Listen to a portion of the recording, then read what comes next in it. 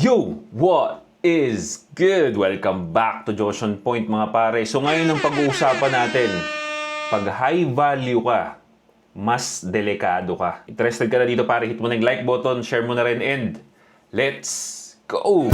Bad boy shake la kill, ako 10 toes down. Baka lang kasi hindi nyo pa napapanood na meron tayong bagong product kung saan sa isang box, nandito na yung tatlong paborito nyong set. Climax, Foreplay, Seduce sa isang package. So available na to sa mga shops natin. And also pare, yung mga pabango natin bro, are now available for affiliation. Okay, meaning pag bumili kayo, pwede ninyong i-promote sa TikTok para pagka may bumili sa Yellow Basket ninyo pare, meron kayong commission. O di ba? Side hustle, pwedeng side hustle. At isa pa sa mga dinagdag ko sa side hustle na pwede ninyong gawin pare is itong all-in-one spray natin. Okay? Para sa batong all-in-one spray natin? Para to sa mga helmet, sofa, kama ninyo na mabaho. All-in-one spray to pare. Okay? Check nyo rin to sa mga shop natin. Pag pinromote nyo rin sa TikTok, may commission din kayo pare pag may bumili sa Yellow Basket ninyo. So di ba pwede ninyong gawing side hustle pare? Alright? Link nasa description. So isa sa mga high value mail na pag-uusapan natin ngayon is walang iba kundi si Shannon Sharpe. Okay? Kung active ka sa NBA, malamang sa malamang kilala mo to. Okay? Isa to sa mga reason kung bakit pinapanood ko yung show na Undisputed. Si Shannon Sharpe bro, legend na yan. No? Legend na yan pagdating sa football, American football. Kaya naman siya kinuha doon sa show na yon because sa kanyang charisma. Diba? At syempre, comedic din to pare sa mga opinion niya na unfiltered. Pag nanonood ako ng Undisputed, pro Lebron siya. Lebron ako eh. Diba? So, gusto ko yung, syempre, bias ako. Gusto ko yung mga opinion niya kay Lebron. Lalong-lalo na pagka-finals, pare. Diba? Mainit na mainit si Shannon Sharpe pagdating sa ganyan. Kadebate niya lagi si Skip Bayless. Okay? So, alam ko kilala niyo to, no? Unfortunately, pare, isa to sa mga balita na na-disappoint ako sa kanya. Okay? So, tara, panoorin natin.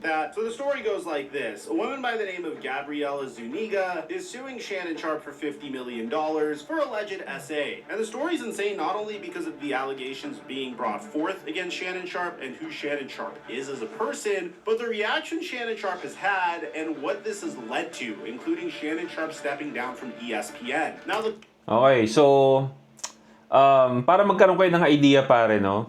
Si Shannon Sharpe pare nagkaroon ng issue sa isang babae. Okay? Isang OnlyFans na babae. Okay? So tatanungin, di ba? So, napapaisip ka ngayon, isa kang kilalang tao sa media, respetado, Hall of Famer sa sports mo. Bakit ka malilink sa isang OnlyFans na babae at dinedemanda pa siya nung babae na yon? Tara, panoorin pa natin. the basis of these claims is this woman released a phone call between her and Shannon Sharpe that makes Shannon Sharpe seem really, really aggressive and even abusive. Person, if you said that one more time, I'm gonna choke the shit out of you when I see you. No, I don't want to be true. Yes, you do. I don't think you have a choice in the matter. Now, Shannon Sharpe's response to this would be this video. This is a shakedown. I'm gonna be open. Naglabas ng audio yung babae na kumbaga parang ang lumalabas sinisexual abuse siya ni Shannon Sharpe. Alright? So kung narinig niyo yun, I'm gonna choke you. Sabi ng babae, no, I don't wanna be choked. Diba? Choke is sakal. Alright? Pero ito kasi ang hindi nyo alam, no? Or for your information lang din. Pag usapan or conversation nitong OnlyFans na ka-date mo, kasama sa service niya, pwede mo siyang i-avail. Kasama sa service niya yung role-playing. Okay? Role-playing. Kunyari, gusto mo na submissive siya, gusto mo na alipin mo siya. Pwede. Tatanggapin ng mga prosti yan. Basta meron kang pangbayad. Well, merong pangbayad si Shannon Sharpe. Mayaman tong gagong to eh. Diba? Pero dahil dun sa gawain na yun, ito na nga. No? Ito na yung mangyayari sa kanya pare. Tingnan natin. Transparent and defend myself because this isn't right. This is all being orchestrated by Tony Busby, who has targeted Jay-Z. Tony Busby targets black men, and I believe he's going to release a 30-second clip of a sex tape that tries to make me look guilty. and play into every stereotype you could possibly imagine. But that's not the only thing Shannon Sharp would do. He would also release text messages that he had with this woman, and I can't believe that his PR team was cool with him doing this, because considering who Shannon Sharp is, one of the top 3 sports analysts in America, it just seems bizarre that he would want this out there. And Shannon Sharp released these text messages in hopes that they would clear his name, but sadly, it just made him seem more naive than anything else, because you really could see what the woman's motives were. Recently, it's come out that this woman is actually an OnlyFans model. Yun na nga. Di ba? OnlyFans model. So, magtataka nga ngayon eh. Napanood ko to eh. Sabi ko, OnlyFans model lang pala yan. Eh bakit parang meron kayong consistent conversation, meron kayong consistent communication ng isang OnlyFans na babae na dapat eh, binibenga mo lang yan eh. Tapos limot. Kumbaga sa term natin, kantot kalimot lang dapat itong mga ganito. Sa level mo ng pagkalalaki mo, na high value ka na, di ba? Sikat ka, nire-respeto ka, Hall of Famer ka, high value ka, marami ka pang pera, high value ka, okay, high value ka. Bakit meron kang consistent conversation? Maintindihan ko kung bebenggahin mo lang yan, di ba? Meron silang consistent communication, bro, at doon ako nadidisappoint eh. No? So, tara, tuloy pa natin. So she pretty much sells her body online for money, and in these text messages, you could tell what she really is after in each and every text message, such as you have to pay $25K for each cheek, but that's not it. I want you to put that baby gravy in me, then I can do whatever I want to me. I want you to blank and then marry me. So, ito yung mga conversation nila na inilabas ni Shannon Sharp. No? Inilabas niya yung mga text messages nila ng babae na sa tingin niya makakatulong sa kanya, sa case niya, but mas napasama pa because sa mga text messages na to, alam na nga yung galaw ng babae na parang gustong magpabuntis, gusto siyang perahan, pero binaliwala niya yung mga signs. Okay? Binaliwala ni Shannon Sharp yung mga signs. Yun, pakinggan niyo yung mga text messages, oh. That's my daddy. I want you to put a big black baby in me. And probably my favorite... I want you to put a big black baby in me. So, gusto magpabuntis. For one of all, you better crave it because you're going to be stuck with it for life after you put a big black baby in me. And the interesting part about this is in the very next paragraph of this statement, Shannon Sharp says that these messages are just a sampling of a broader pattern of graphic communications initiated by Ms. Zuniga. The evidence paints a clear picture. This was a consensual adult relationship that included role-playing, language, and fantasy scenarios explicitly requested by Ms. Zuniga. So, di ba? Tama nga yung sinabi ko. Kaya ganun yung mga text messages nila na open yung phone call nila na I want to choke you, di ba? Part yun ng role-playing nila, pare. Okay, na dapat ikaw submissive ka. Parang sex slave kita, ganun. But you know, pag babae naglabas ng mga ganung klaseng issue, yari ka. Di ba? Hindi yan tatanggapin ng madla na as role-playing. Tatanggapin ng madla yan as sexual abuse. Di ba? It's just so funny that he's saying that this included role-playing, sexual language, and fantasy scenarios. No, brother, there's 4 different ways that she's telling you she could earn a bag out of you. You either give her money for each cheek, you put that baby gravy in her, you marry her, you put a baby in her. That's 4 different ways she can get a bag out of you. Ang dami ng red flag. Ang dami ng red flag. It just goes to show how naive Shannon Sharp was, because if you want to engage in this type of off-the-court activity, then be my guest. It's not really my business, but you should be careful, especially when you understand what this woman's motives truly are. And Yun na nga eh. Di ba? Agree ako doon sa sinabi ni Tropa doon na lahat naman ng mga sikat na tao, mayayaman na tao, eh nag-i-engage sa mga ganitong klase ng relationship. Di ba? Yung para kang may sex slave dyan. Hindi na natin anuhin yan. Basta alam nyo na yun. If you know, you know. But ang pinaka nakikita kong pangit dito, eh bakit meron kayong consistent communication? Di ba kung inavail mo yan dyan at sa gabi na yan, binayaran mo na, o sige, slave kita ngayon. O, dapat tapos na yung usapan eh. Ang problema, ginawa niya. That's the point. Ginawa niya yung OnlyFans na babae. At doon tayo pupunta sa usapan mamaya. And things would get even worse. I mean, it would eventually be leaked out that Shannon Sharp offered $10 million to close out the case before it went public, which now I'm even more shocked that this woman is refusing $10 million and opted to sue Shannon Sharp instead. And the No. So, nag-offer na pala daw si Shannon Sharp ng 10 million dun sa babae para tumikom na siya. But, ayaw ng babae because mas malaki ang makukuha niya. Biruin mo, yan ang mga napapasok, yan ang mga pinapasok nila. Di ba? reaction has just been so insane. And some of the old clips of Shannon Sharp's podcast are now circulating online. Everybody always talk about date your age, date your age. Well, I want to date my wage. I'm finna shut all this ish down tonight. I want to date my wage. Stay right here, stay right. Where y'all at? I mean, he even had Cat Williams trying to warn him about this type of activity. I want to get with a white woman because I was scared. Not because I didn't like white women. I think white women are as great as any other women. I have a reason to be scared. They could take you down in 2 weekends. Now, Shannon Sharp is trying to tell us that the timing of this lawsuit is very interesting. After all, he's very close to agreeing to a $100 million deal for his online shows, now that his contract with Colin Cowherd's network is expiring. So the timing is definitely peculiar, but it really doesn't matter. Shannon Sharp, once again, is one of the best personalities in sports right now. I mean, in my opinion, you have Stephen A. Smith, Pat McAfee, and Shannon Sharp. Agree.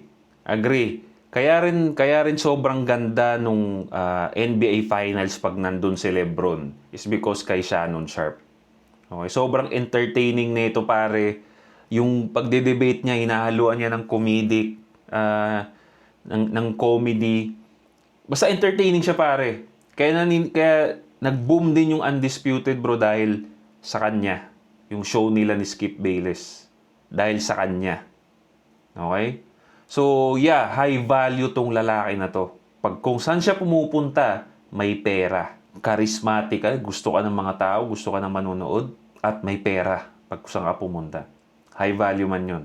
In whatever order you want to say. The man knows how to generate viral moments seemingly out of nowhere, most recently going viral for this. OKC, KFC, UFC.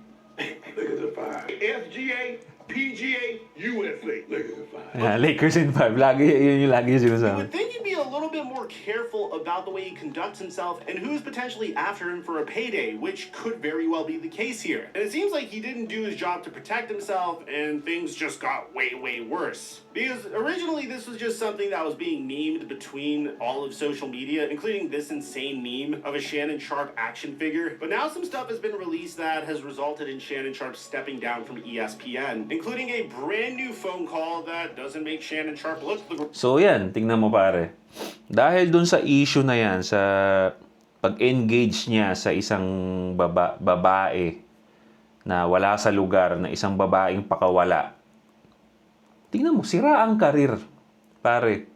Oh, mag-step down na muna siya sa ESPN pero for sure, finire siya. Kinausap siya ng malamang ng ESPN na mainit ang issue mo ngayon at hindi pwede na nandito ka sa TV natin dahil masisira yung reputasyon ng TV. So, lagi nilang sasabihin niya, nag-step down ako. No? Para hindi naman sabihin na finire ka. Formality to pare, no? Pagbibigyan ka ng company, hindi. Sabihin mo, nag-step down ka na lang pero we're gonna let you go. Okay? So, ayan. Sira ang karir. From Gabby, I cried when you left because I begged you to put protection on and not put it in my butt and you didn't listen. I don't care what our history is. No means no, Shannon. From Gabby, I don't know how to process this. From Shannon, can I call you later? And then the other text messages kind of make it seem like this was consensual and Shannon is actually being baited here. Such as I want to be abused. I'm not going to read the rest of this, but you get the point. There's more text messages that I can show you on the... Diba?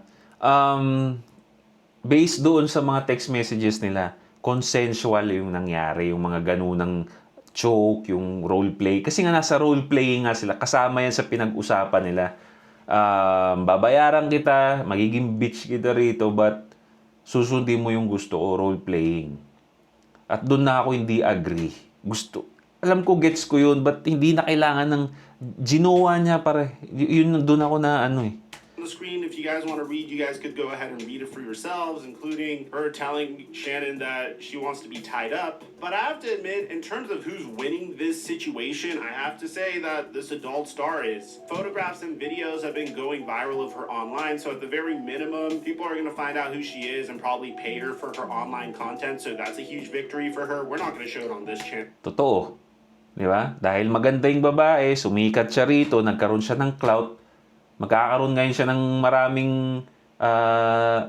customer pa lalo sa OnlyFans niya, i-plus mo pa yung ibabayad sa kanya ni Shannon Sharp dun sa damages. Di ba? Dahil baka ikorte pa to or para mapatahimik siya.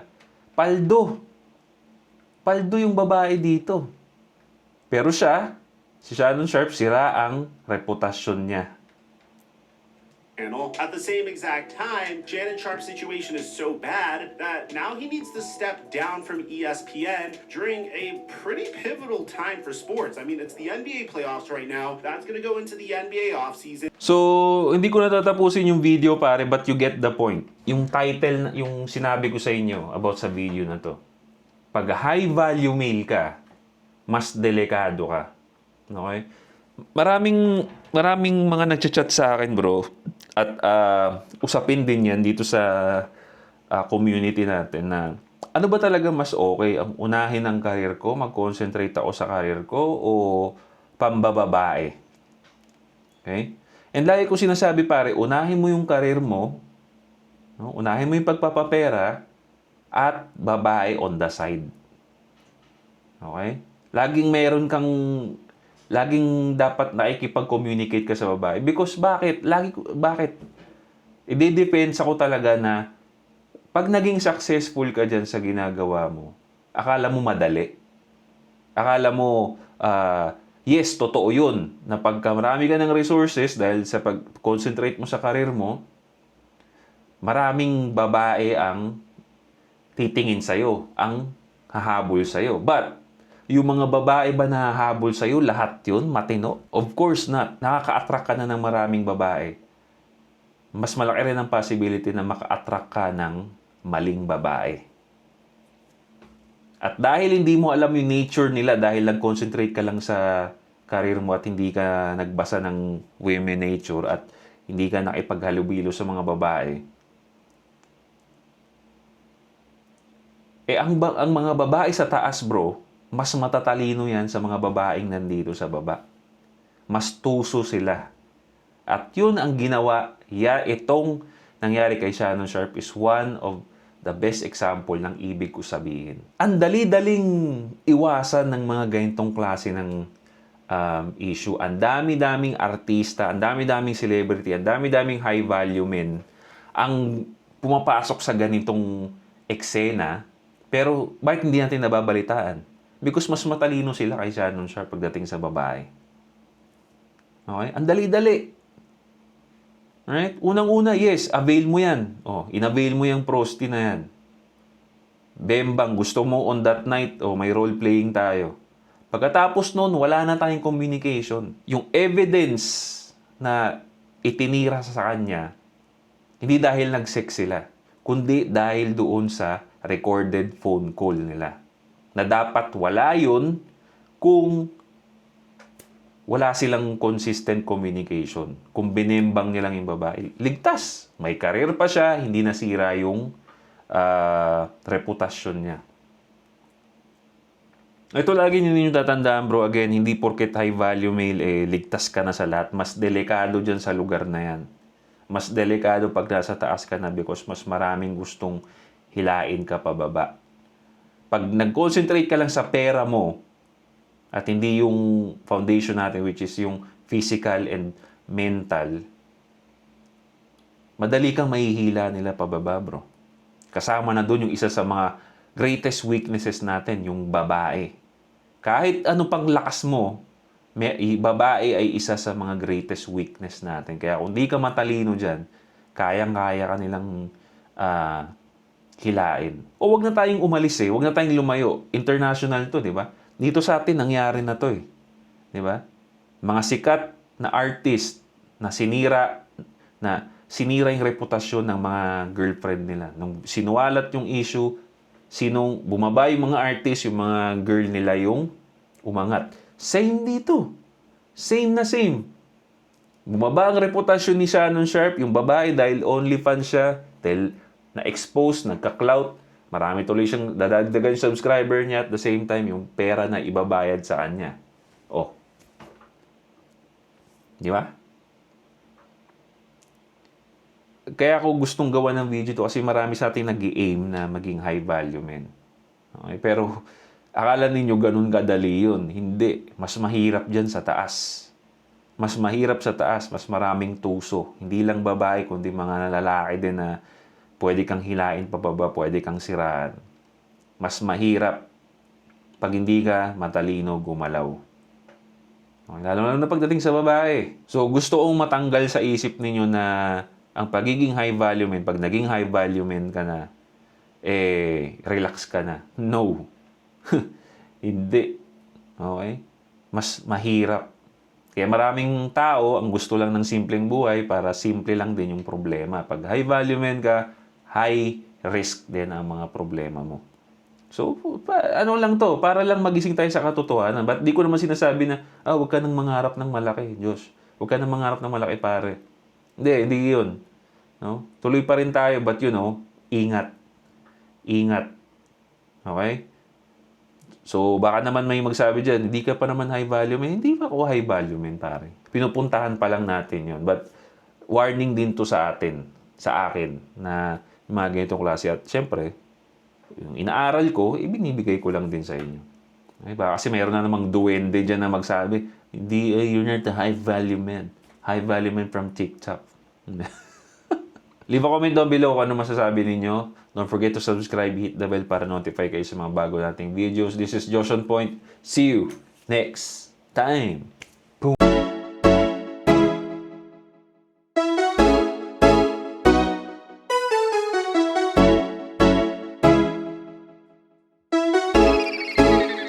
GFAB.